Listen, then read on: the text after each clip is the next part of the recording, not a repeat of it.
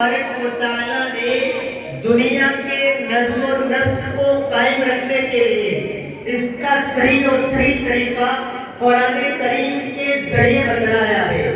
قرآن کریم ہمارے سامنے ہے۔ اگر کوئی چیز کوئی طریقہ ہمیں اس کی معلومات لینی ہو تو ہمیں اس کو پڑھنا پڑے گا۔ اگر ہم وہ کتاب وہ رسالہ انگلش زبان میں ہے تو ہمیں انگلش زبان آنی چاہیے۔ اگر وہ ہندی زبان میں ہے تو ہمیں ہندی زبان آنی چاہیے۔ اگر وہ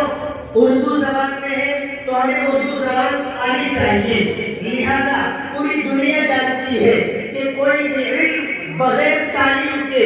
نہیں حاصل کیا جا سکتا ہے۔ اسی لیے قرآن نازل ہوا پوری دنیا کی رہبری کے لیے، لیکن قرآن ہی نے کہا کہ یہ قرآن آپ لوگوں کے پڑھنے کے لیے ہے، یہ قرآن آپ لوگوں کو سیکھنا پڑے گا، یہ قرآن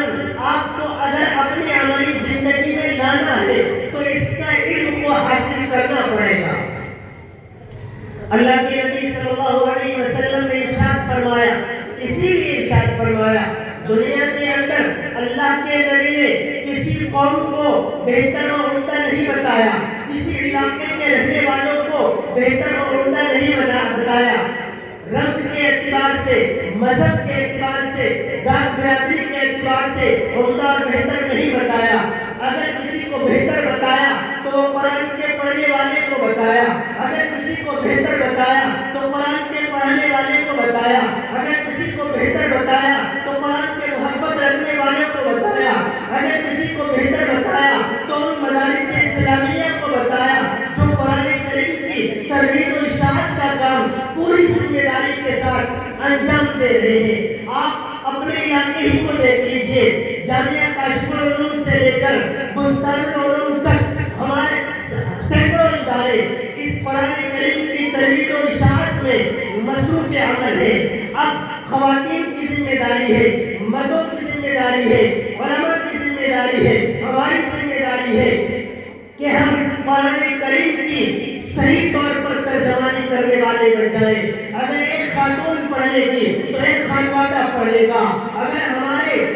بزرگ، ہمارے بڑے، ہمارے والدین کو اس ذمہ داری کو اوڑھ لے کہ جہاں ہماری ذمہ داری